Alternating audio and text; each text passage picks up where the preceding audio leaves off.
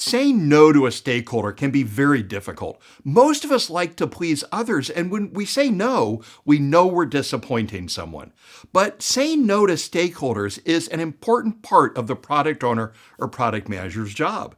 They're tasked with optimizing the value delivered by a product, not with saying yes to every customer request.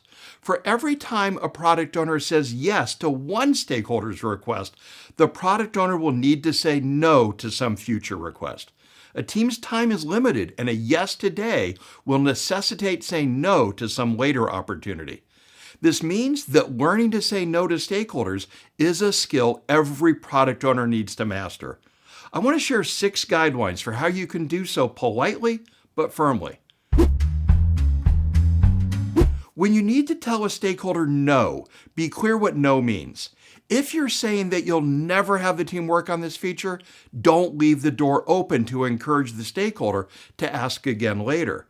That's a waste of their time and frustrating for you to have to continually say no when you know you'll never do that feature. If, on the other hand, you're telling the customer no for now, that you might work on their request later, be clear about that as well. Tell the stakeholder why you can't work on their request now and when you'll reconsider it. I also like to ask them to remind me about the request at that time. I do this as a simple way of confirming the request is still important. If the stakeholder isn't willing to do something as minor as remind me later, whatever they want probably isn't that important. Most importantly, don't let the stakeholder leave the conversation. They should ask again in a month if your answer was really that you never intend to do what they've requested. When you have to say no, express both appreciation and empathy. To do this sincerely, take time to understand the request, both what the stakeholder wants, but also why it's important to them. The feature may be required to fulfill goals assigned to them by their boss. It might even be tied to a bonus or other incentive. To express appreciation and empathy, say something like, I appreciate you thinking of how our product could be better, and I can see why this feature is important to you in achieving, and then in your own words, restate what they told you about why the feature is important. Be sure you're sincere about this. False empathy is obvious and frustrating. When saying no, it's best for product owners to provide one compelling reason rather than a list of reasons. When offered a list of reasons, people tend to pick the weakest reason and argue against it. For example, I heard a product owner tell a stakeholder that she was unwilling to interrupt the current iteration to work on the stakeholder's latest request for 4 reasons. It would interrupt the team's momentum, the team would need to replan the iteration, she wasn't sure the new work would fit, and she wasn't yet convinced the new request was truly a higher priority. The only one of these that mattered was the last, that she was not convinced the new thing was a higher priority. None of the other reasons matter.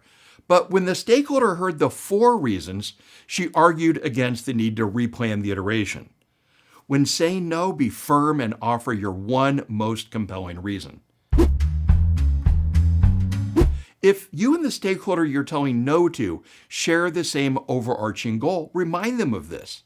A product owner and stakeholders often have many different goals. And yes, sometimes they're in conflict. But usually there is a higher product level goal that is shared that you can reference. While working on a SaaS product, I saw the product owner handle this very well.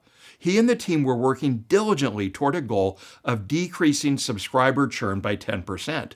When asked to work on something he considered a distraction from that, he reminded the stakeholder of their shared overarching goal of reducing churn. This helped the stakeholder understand why his request wouldn't be worked on in the short term. When rejecting a stakeholder request, product owners should explain the consequences of saying yes. This can help the stakeholder see why you feel compelled to say no. If working on the stakeholder's request will affect the team's ability to achieve another goal, say so. Explaining the consequences will help the stakeholder understand and hopefully empathize with why you're saying no. Instead of outright saying no to a customer, a product owner may be able to offer an alternative.